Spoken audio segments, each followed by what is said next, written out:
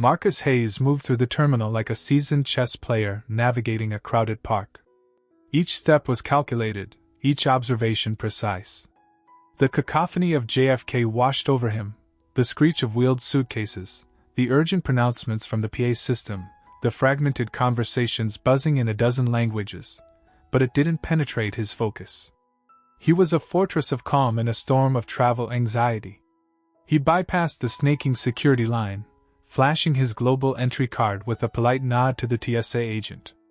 Years of consistent punctuality and meticulous preparation had earned him this privilege, a small but significant reward for a life dedicated to efficiency.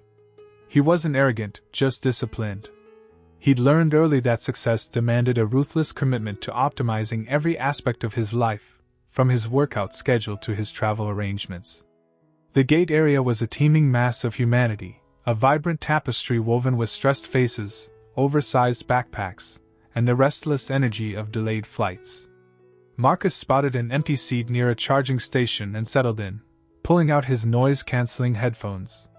He didn't need to hear the gate agent's repeated apologies or the frustrated sighs of his fellow passengers. He had a deal to close, and every minute counted.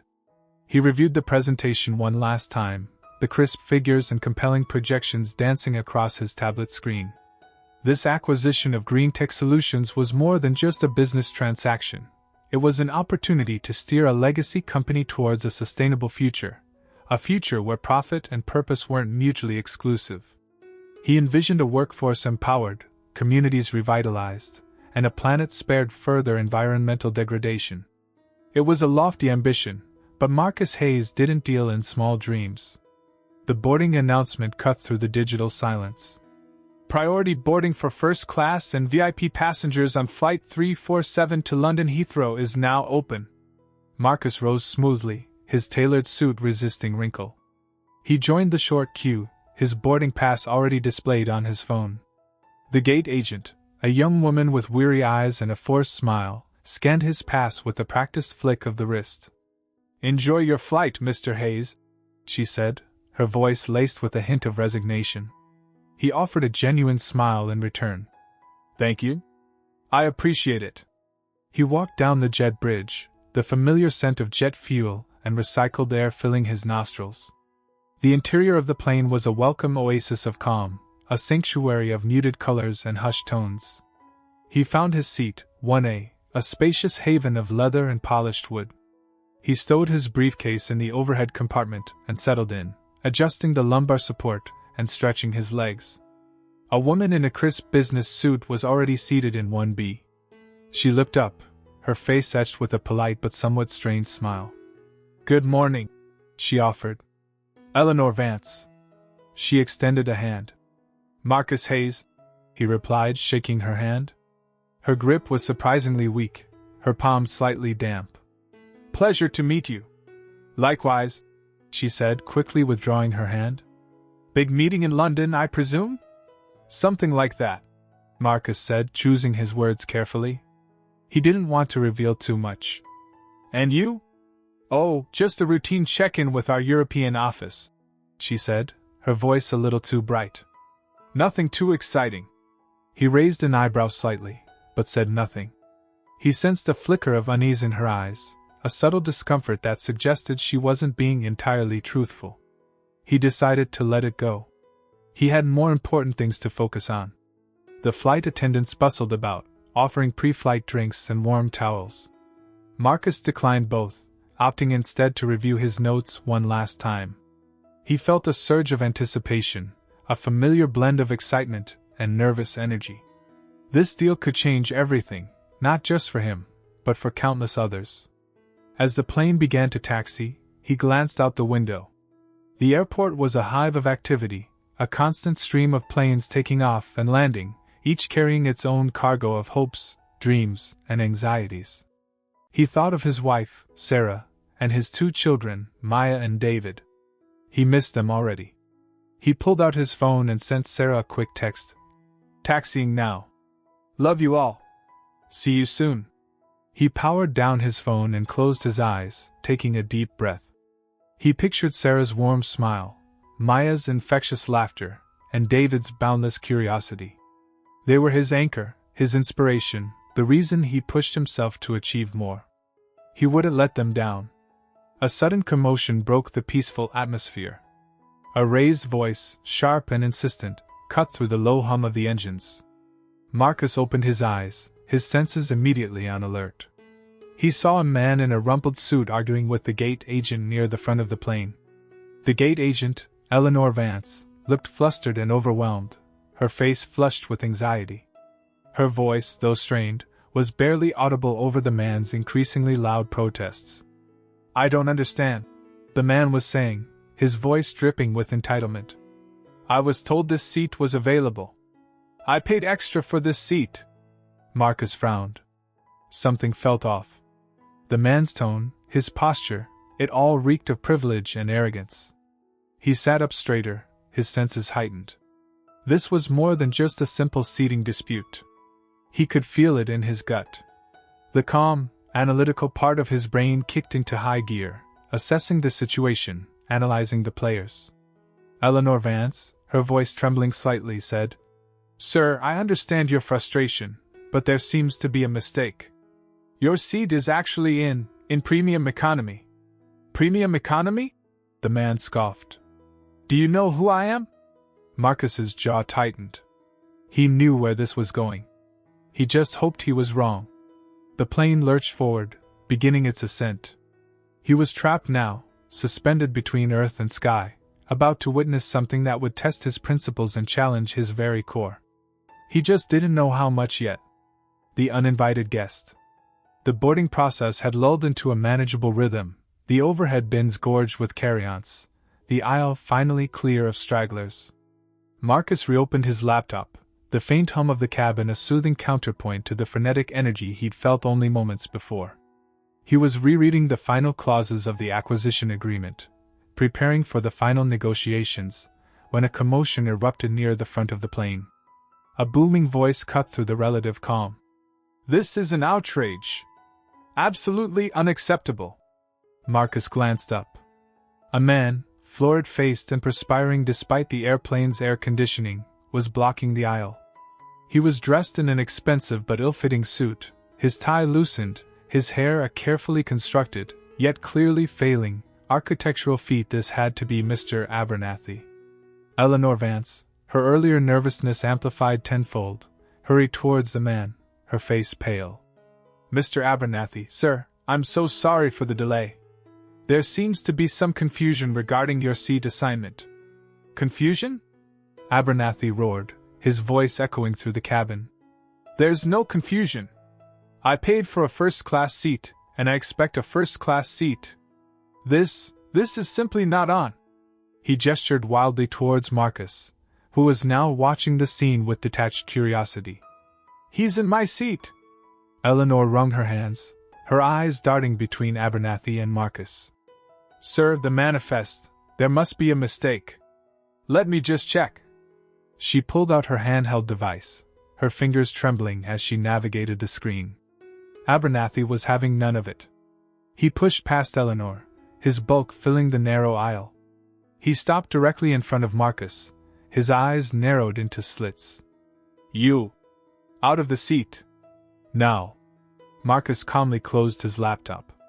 He met Abernathy's gaze, his expression neutral. "I'm sorry, sir, but I believe you have the wrong seat. I have a confirmed reservation for this seat." He held up his boarding pass, displaying the seat number prominently. Abernathy scoffed, his face reddening further. "Don't play games with me. I know who you are. You're not supposed to be here. This is my seat, and I intend to have it." He leaned closer, his breath hot and smelling faintly of stale whiskey. "Don't make me call security. It'll be much more unpleasant for you." Marcus remained seated, unyielding.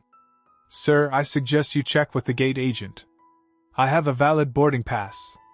I'm not moving until this is resolved properly." He spoke calmly, his voice devoid of emotion, yet carrying an unmistakable undercurrent of steel. Eleanor, hovering nervously behind Abernathy, stammered, "Mr. Abernathy, perhaps if you could just wait a moment. I've contacted the ground crew, and they're looking into it." There must be a simple explanation. Her voice lacked conviction, her words sounding hollow even to her own ears. Abernathy ignored her, focusing his attention solely on Marcus. You think you're so clever, don't you? Sitting in my seat pretending you belong here. Well, let me tell you something. People like you don't belong in first class. He punctuated his words with a sharp jab of his finger towards Marcus's chest. Marcus didn't flinch. He simply raised an eyebrow, his gaze unwavering. He could feel the eyes of the other passengers on him, a mixture of curiosity and apprehension hanging in the air. He knew that any reaction, any show of anger or frustration, would only escalate the situation. He needed to remain calm, to control the narrative. This was not just about a seat, it was about principle. He had earned his place on this flight, and he wouldn't be bullied out of it. Eleanor, sensing the situation spiraling out of control, made a desperate attempt to intervene. Mr. Abernathy, please! Let's not cause a scene. I'm sure we can find a solution. Perhaps there's another seat available in first class? Or even an upgrade in business class? Her voice was barely a whisper, her suggestion weak and unconvincing. Abernathy rounded on her, his anger now directed at her incompetence. Upgrade? Are you serious? I paid for first class. I expect first class. This is your fault. You messed up the reservations, and now you expect me to settle for less? He pointed a trembling finger at her. You'll be hearing from my lawyers about this, young lady. Mark my words. Eleanor visibly wilted under his tirade. Her shoulders slumped, her eyes filled with tears. She looked like she was about to faint. Marcus felt a flicker of sympathy for her, but he also recognized her complicity in the situation. She knew something wasn't right, and she was clearly trying to avoid confronting the truth. Abernathy turned back to Marcus, his face contorted with rage. I'm giving you one last chance. Get out of the seat. He balled his fists, his knuckles white. Marcus remained seated, his gaze steady. I'm afraid I must decline your offer, sir. The words were polite, almost deferential, but the underlying message was clear. He wouldn't be moved. The hum of the airplane seemed to intensify, amplifying the tension in the cabin. Everyone was waiting, holding their breath, wondering what would happen next. Compromise dignity. I said, that's my seat, boy. Are you deaf? Abernathy's face, a roadmap of broken capillaries, throbbed with incandescent fury. His pronouncement lingered, a fetid cloud in the close air of the cabin. A nervous rustle swept through nearby rows. The set of Marcus's jaw telegraphed suppressed anger. I assure you, my hearing is quite acute, Marcus replied, his tone like honed steel, each syllable precise. And I believe my position is also clear. I possess a valid ticket for this allocation, and I intend to occupy it. Abernathy encroached further into Marcus's personal space, his exhalations a miasma of cheap whiskey and unearned superiority. Think your fancy, money buys you respect, eh? Reality check, son. This ain't a handout.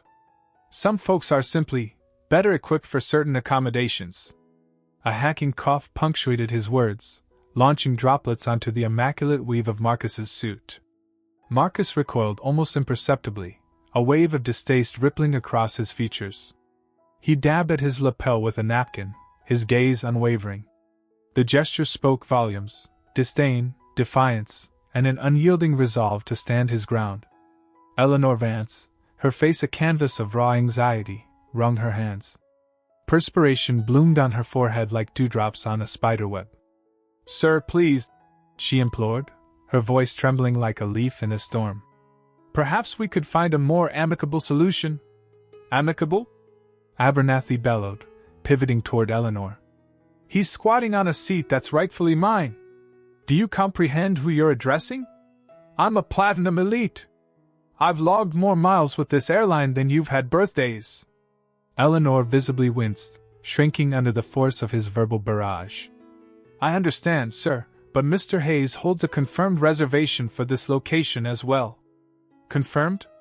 More like conjured. Probably acquired through some underhanded scheme. Spare me the platitudes.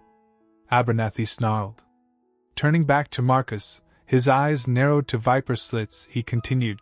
You know, a few casual conversations, a strategic nudge, and your little venture could encounter unforeseen complications. Deals have a funny way of souring under pressure. A cold dread coiled in Marcus's gut. The veiled menace was undeniable. He recognized the leverage Abernathy commanded, the effortless, unchecked sway of privilege.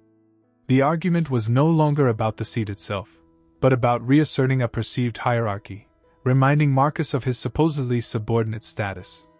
Are you issuing a threat? Marcus inquired, his voice now a glacial current. Abernathy emitted a short, grating laugh. Let's just characterize it as an incentive. Vacate the premises, and perhaps, just perhaps, I'll dismiss this entire, regrettable incident. Marcus regarded him with disbelief. You're actually serious? You're prepared to jeopardize my livelihood simply because you were denied your preferred seat? The audacity.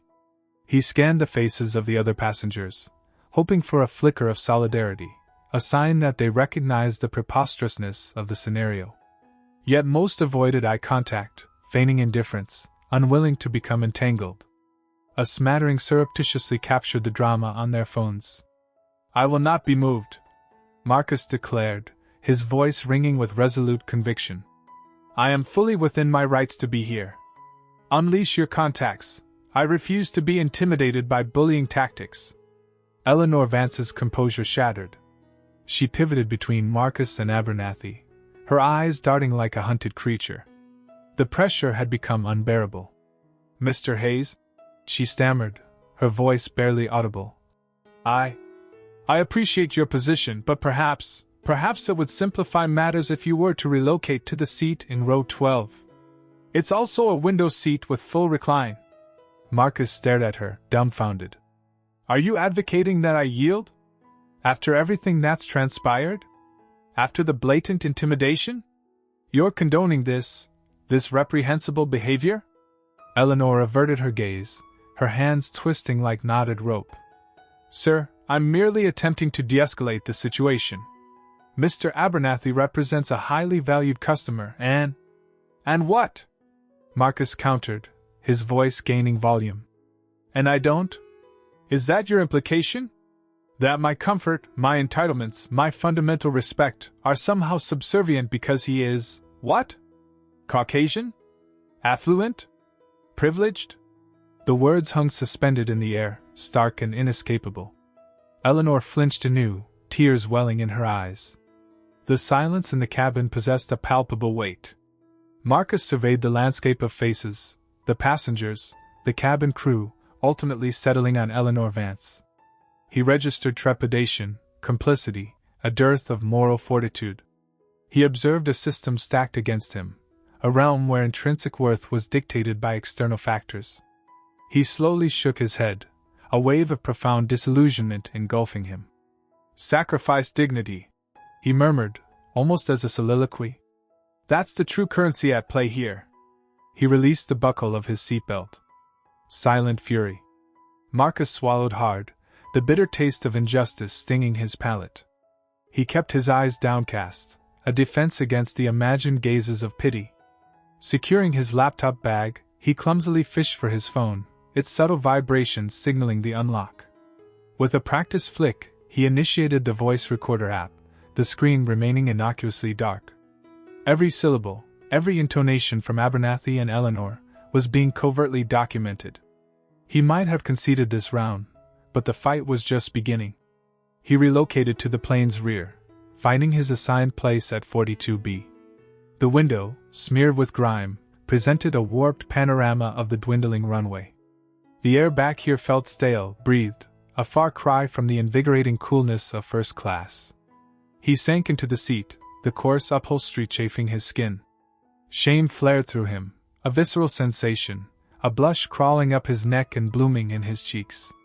He squeezed his eyes shut, attempting to banish the memory, but it persisted. Abernathy's self-satisfied smirk, Eleanor's imploring expression, the muted murmurs of fellow passengers. He hadn't merely been moved, he'd been diminished. His accomplishments, his dedication, his deserved place, all negated by a man's skin tone and perceived authority. His grip tightened on the armrest, knuckles bleaching white. "Don't let it poison you, Marcus," he silently urged himself. Asterisk, don't let them break you. Asterisk, this wasn't just about a seat assignment. This was about dignity, about equity, about the subtle, insidious ways prejudice still thrived. It was about the unending stream of microaggressions, the tacit presumptions, the perpetual pressure to excel, to outperform in order to gain even modest recognition. He opened his laptop. The familiar illumination of the display offered meager solace. He attempted to immerse himself in the London deal documents, the very purpose of this trip. Millions of dollars, countless livelihoods, a strategic alliance that promised to solidify his company's foothold in the European market. It was all within his grasp. Yet the words danced before his eyes, blurring into meaningless shapes. Abernathy's face kept surfacing, a mocking emblem of privilege. He snapped the laptop shut, frustrated. Focus was impossible. Anger was a coiled spring, vibrating just beneath the surface. He needed to harness it, to channel it, to transform it into something constructive. He thought of his father, a man who had confronted far greater injustices with quiet fortitude and unwavering spirit. "Don't get angry, get strategic," his father always advised. He reached for his phone once more, his thumb hovering over the recorder icon. He replayed the final seconds, Abernathy's condescending voice ringing in his ears. "I'm certain we can compensate Mr. Hayes appropriately." The word appropriately dripped with arrogance. A surge of something beyond mere anger coursed through Marcus. It was a keen, calculating fury. This wasn't simply about monetary compensation. This was about responsibility. This was about exposing the ingrained biases that allowed individuals like Abernathy to wield their privilege as a weapon. He halted the recording and composed a new email, addressed to his legal counsel. He typed with swift purpose, detailing the unfolding events, attaching the audio file as evidence. "I want to investigate all avenues of legal action," he wrote, his fingers a blur on the keyboard. "I need to know what recourse we possess. I intend to ensure this never recurs." He settled back into his seat, the continuous drone of the engines filling the cabin. The anger hadn't vanished, but it was now tempered by a fierce resolve. He would weaponize this incident, this indignity. He would expose Abernathy, and Eleanor, and all others who condoned such actions. He would force them to comprehend that actions bore consequences. He glanced out the murky window again, at the clouds, a churning vortex of gray and white. He no longer saw the diminishing runway, but the path ahead. It would be a protracted and demanding battle, but he was prepared. He would contend for his rightful seat, and for the seats of all those unfairly removed. He would fight for justice. The London deal, in an instant, lost its preeminence. Legal action. The instant the plane's undercarriage met Heathrow's hard surface, Marcus's hand snatched his phone. The ping that heralded the end of flight mode felt like a starter's pistol. He skipped customary greetings with his driver, snapping, "The office. Now. Patch me through to Rosen and Bloom. It can't wait." The stale, climate-controlled atmosphere practically coated his tongue as he hurried down the jetway, the smug smirk of the gate agent searing in his memory.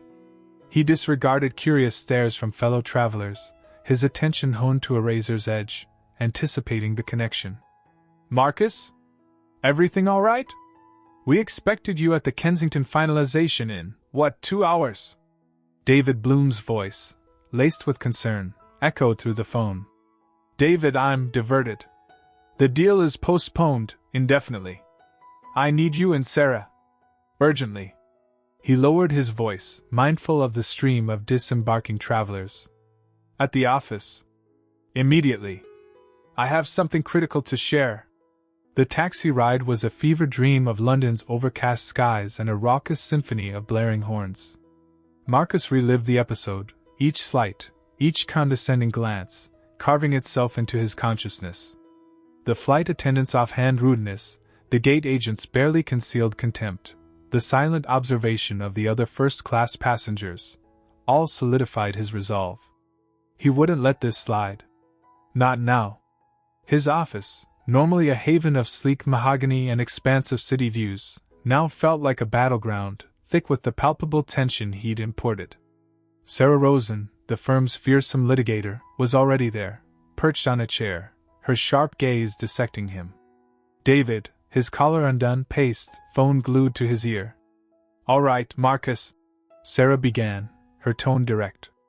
"David says the Kensington deal is on ice. That's considerable. What triggered this?" Marcus inhaled deeply, the air heavy with the weight of his decision. He placed his phone on the table, the record icon gleaming. "Listen to this."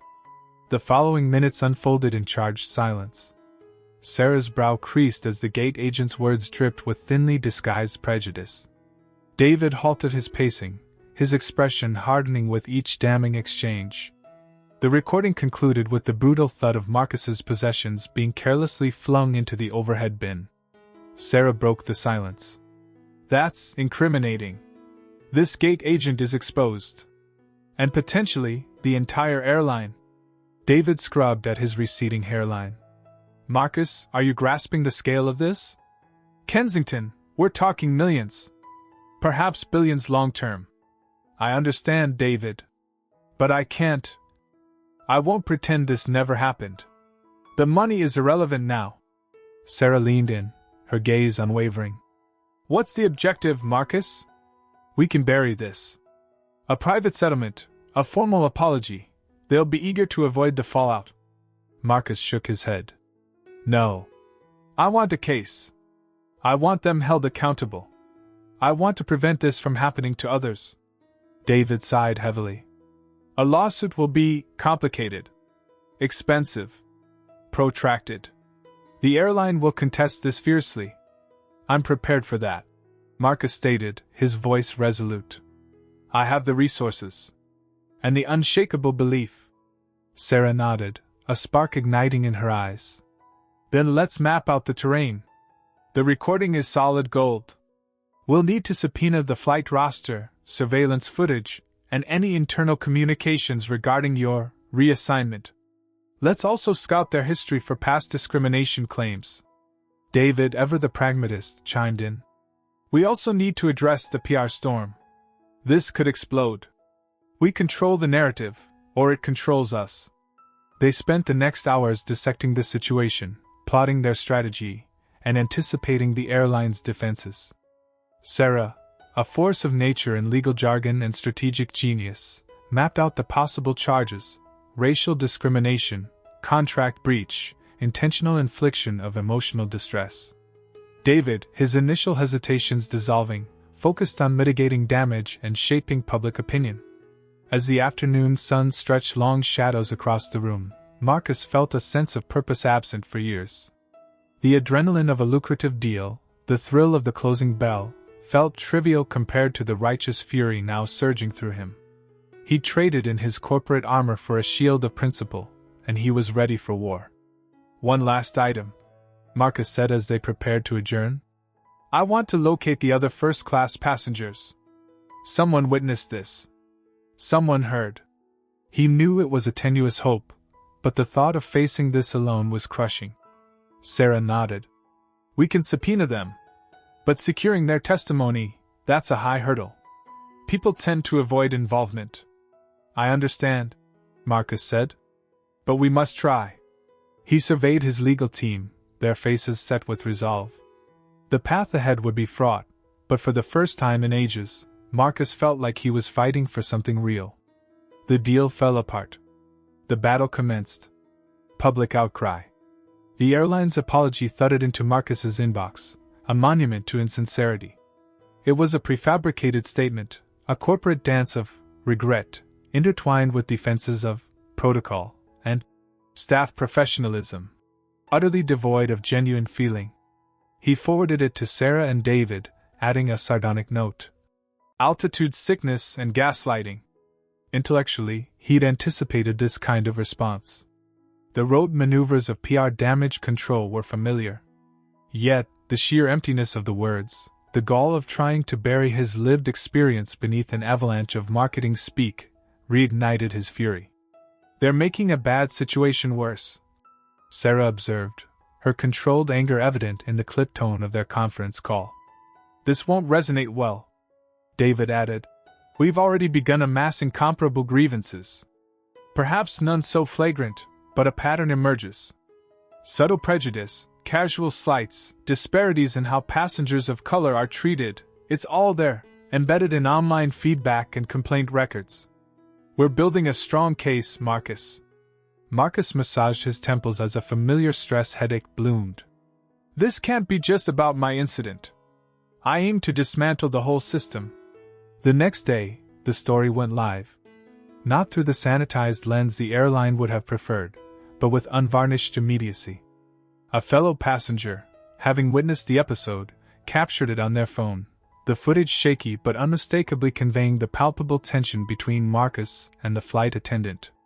This witness then sent the clip to a small, independent news blog known for its focus on social justice issues. The effect was instantaneous. #FlyingWhileBlack became a global trending topic. The video, shared virally, crystallized the everyday affronts endured by people of color. Major news organizations picked up the thread, amplifying the outrage. The airline's initial attempt at an apology, now widely mocked, acted as an accelerant. The comment sections became a digital battleground. Predictably, some defended the airline, accusing Marcus of exaggeration and exploiting race for attention. However, the prevailing sentiment was one of fury. Accounts flooded in from other travelers, each detailing their own encounters with discriminatory behavior in the skies. The dam had broken. Marcus remained transfixed, watching the surge of public sentiment unfold on his phone. He saw his children reflected in those comments, his colleagues, every black individual who had ever tasted injustice. The experience was both overwhelming and strangely validating, yet tinged with a sense of dread. The airline spun into damage control overdrive. A second apology appeared, tinged with remorse, along with promises of an internal review. Diversity training for all personnel was announced. An offer of a private audience with the CEO was also extended to Marcus. He declined. What good would it do? He asked Sarah. A behind-closed-doors meeting and another hollow pledge? I want them held accountable in a court of law. I want policy changes. I want to ensure no one else experiences this. The pressure on the airline mounted. Calls for a boycott reverberated. Celebrities and influencers added their voices to the chorus of condemnation. Their stock price took a nosedive. The carefully cultivated facade of a reputable, customer-centric corporation began to disintegrate. Marcus was thrust into an unwelcome limelight. Interview requests became a deluge in his inbox. News vans staked out his building. He became an unwilling figurehead for resistance, a conduit for the pent-up anger and frustration. He granted one interview to a well-regarded news outlet, intent on shaping the narrative. He spoke methodically and calmly, detailing his experiences without exaggeration or inflammatory rhetoric. He underscored that his experience was part of a larger, systemic issue needing attention. I'm not after a settlement, he declared, locking eyes with the camera. I'm seeking justice. I'm seeking real change. The interview achieved viral velocity, cementing his image as a principled businessman standing up to corporate overreach. The airline's PR crisis deepened. Even Marcus's mother, normally a steadying influence, called, her voice quavering with emotion. Marcus, I'm so proud of you. You're on the right course. Don't give in. Her words, more potent than any legal tactic or groundswell of support, fortified his resolve. He understood that the journey would be a marathon, fraught with challenges. The airline possessed vast resources and would undoubtedly retaliate. But he was prepared. He was no longer just fighting for himself, he was fighting for all who had suffered indignity because of their skin. The abandoned London deal, the imperiled profits, the potential reputational harm, all of it faded into insignificance. He had discovered a different measure of success, a different kind of calling. A calling not rooted in personal advancement, but in the pursuit of equity. Confrontation. The boardroom's air, devoid of scent, felt heavy with accusations unvoiced.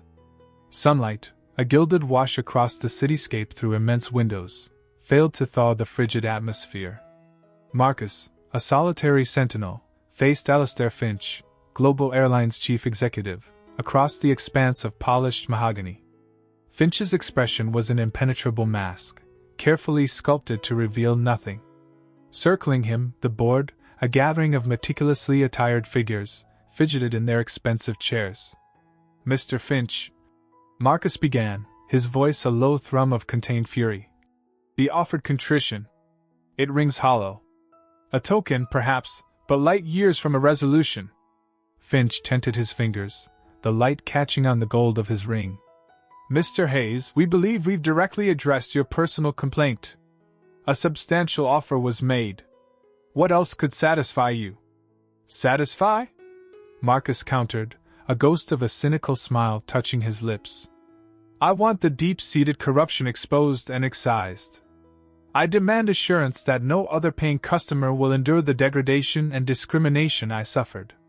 I want a complete reevaluation of your inclusivity measures, from initial hiring to frontline interaction." A ripple of unease stirred the room.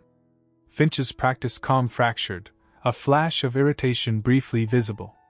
"With all due respect, Mr. Hayes, you're demanding seismic changes based on a single, isolated event." "Isolated?" Marcus' hand crashed down, slapping a thick dossier onto the table. The reverberation punctuated the tense air. "These are not aberrations, Mr. Finch. These are trends, patterns woven over years of ignored, dismissed, and suppressed complaints. Internal communications that betray a clear partiality in customer handling, favoring some over others based solely on their perceived worth." The final word hung suspended, weighted with implication. He indicated the file. "Testimonies from former employees, detailing a pervasive culture of insidious prejudice, even outright bigotry, tolerated and, in some cases, actively fostered from the top." A woman with an austere hairstyle, presumably counsel, interjected. "Mr. Hayes, these are unsubstantiated claims. We initiated an internal investigation and found." "Investigated by whom?" Marcus countered, his tone edged with steel. "Yourself? An in-house review lacks all pretense of objectivity. I insist upon an impartial audit, conducted by an independent entity with no incentive to safeguard Global Airlines' image." Finch leaned back, his gaze hardening. "Mr. Hayes, you are leveling grave charges. Allegations that I categorically refute. Global Airlines champions equal opportunity, and we are proud of our diverse team." Marcus chuckled, a mirthless sound. "Diverse in what measure, Mr. Finch? Are your pilots, your engineers, your senior leaders as diverse as the ground staff? Or are we merely checking boxes, meeting quotas, and congratulating ourselves for a job negligently executed?" He advanced toward the table, his gaze a laser locked on Finch's. "Let's dissect the incident itself. The flight attendant who relocated me. She cited protocol. But what protocol justifies ejecting a passenger with a premium ticket to accommodate another? Was it the shade of my skin, Mr. Finch? Or perhaps the prejudiced assumption that I was out of place?" Finch's face remained a mask. "The flight attendant acted according to established procedure and the perceived welfare of all passengers, Mr. Hayes. Her actions were in no way linked to racial bias. Is that so?" Marcus reached into his bag, extracting a printed email. "This communication, Mr. Finch, sent from you to your regional managers just 3 weeks prior to my flight. In it you explicitly instruct them to optimize passenger satisfaction by ensuring our more valued clientele receive preferential treatment. You even included a breakdown of what constitutes a valued customer, elite frequent flyer status, spending habits, and demographics. And what a coincidence, the demographics mirrored a certain, lighter skin persuasion." He slid the document across the polished surface. Board members leaned forward, concern etched on their faces. Finch's jaw tightened, a muscle spasming in his cheek. "That email," Marcus pressed, his voice dropping to a dangerous rumble, "directly contradicts your assertions of impartiality.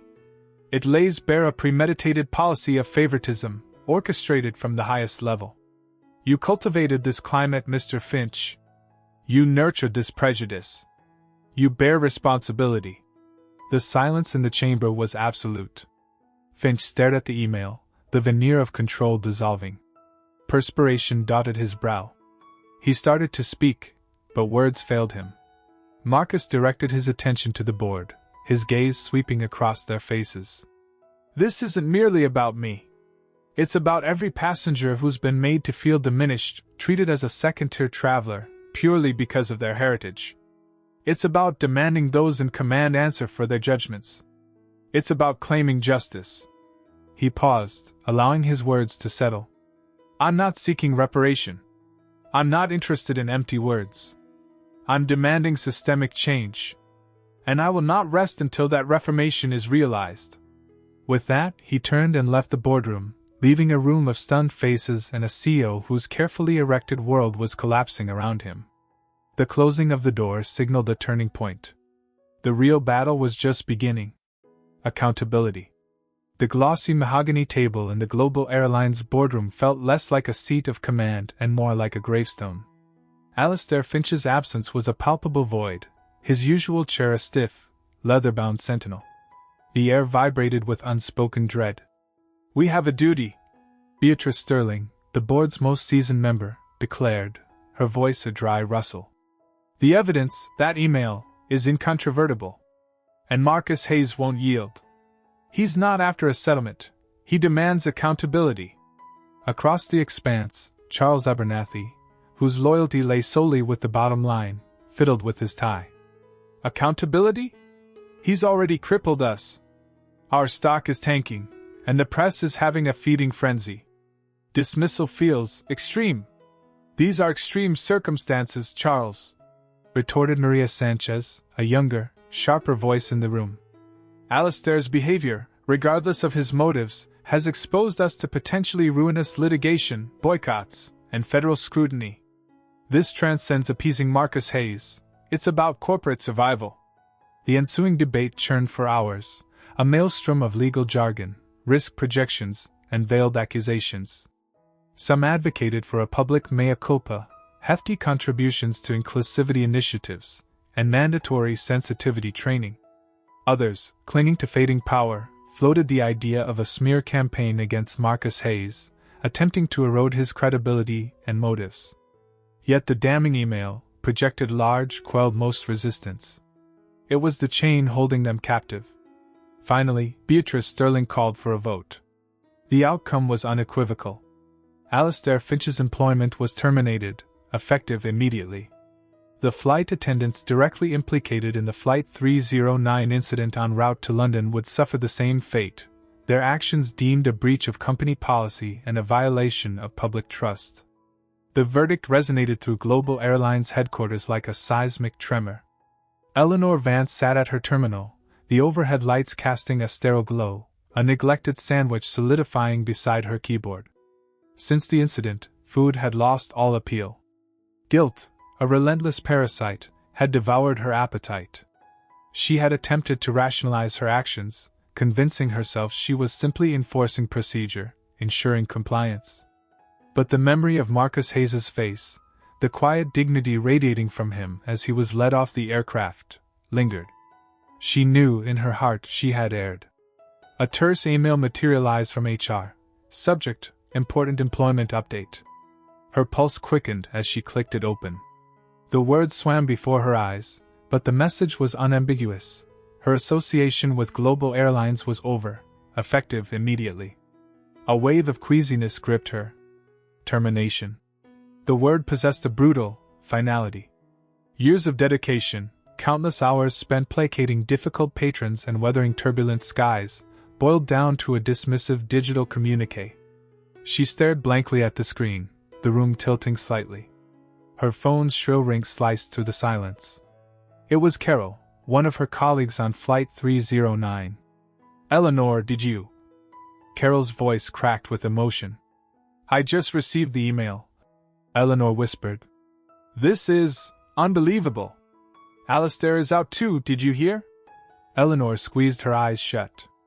Alistair Finch, the CEO, felled by one passenger's refusal to accept injustice. And she, a mere component of the corporation, was being discarded alongside him. She ended the call, the gravity of her choices weighing down on her.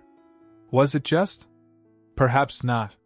But as she packed her personal effects into a cardboard box, a cherished photograph of herself smiling broadly in her uniform, assorted travel-sized essentials, a well-loved copy of The Little Prince, she couldn't escape the conviction that she deserved it. She had been an accomplice.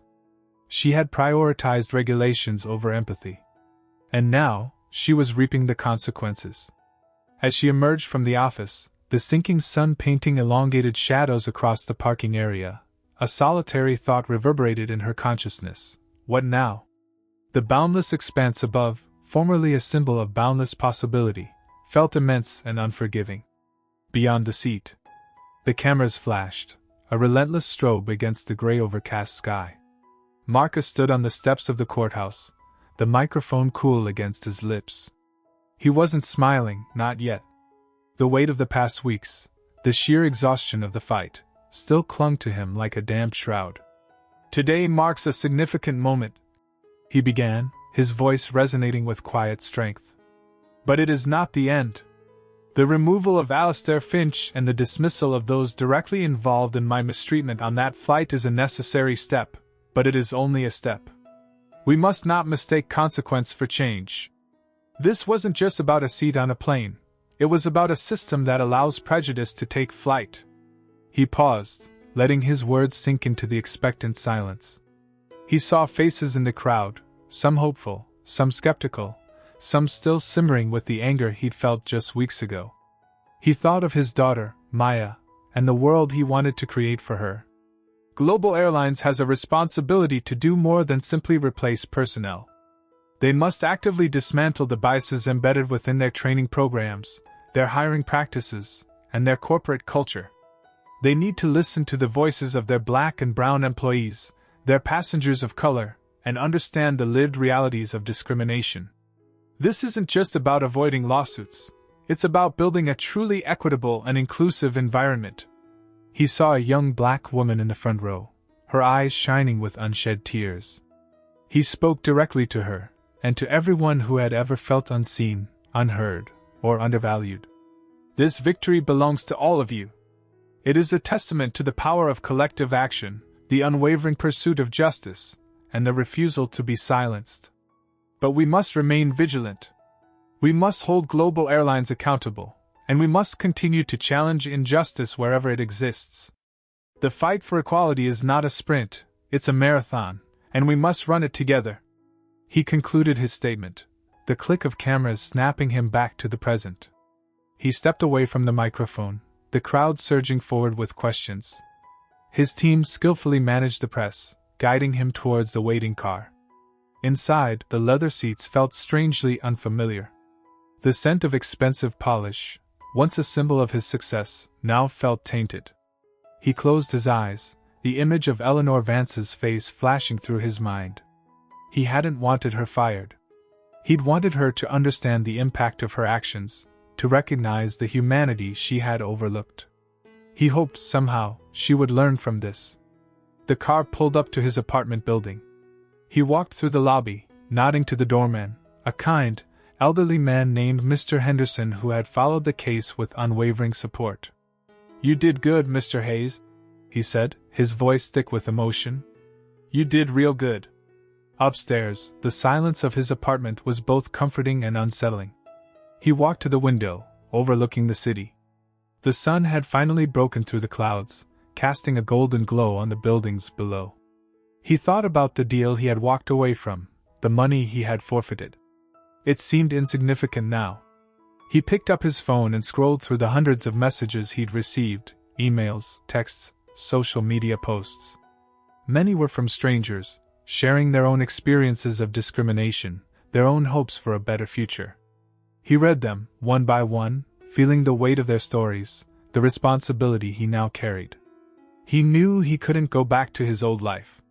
He couldn't simply bury himself in spreadsheets and board meetings, pretending that the world outside didn't exist. He had seen too much, felt too much, to turn away now. He started small, reaching out to local organizations that supported underprivileged youth. He offered his time, his expertise, his resources. He began mentoring young Black entrepreneurs, sharing his knowledge, his connections, and his hard-earned lessons. He also established a foundation dedicated to combating systemic racism in the travel industry. He wanted to ensure that airlines implemented diversity and inclusion training, reviewed their policies for bias, and created pathways for people of color to advance into leadership positions. One evening, a few months later, Marcus found himself speaking to a group of college students at a local community center. He shared his story, his struggles, and his hopes for the future. Afterwards, a young man approached him, his eyes filled with determination. "Mr. Hayes," he said, "your story inspired me. I always felt like my voice didn't matter, but you showed me that it does. I want to be part of the change."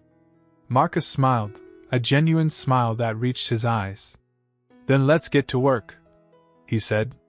"The fight isn't over, but together, we can build a world where everyone has a seat at the table, and a voice that is heard."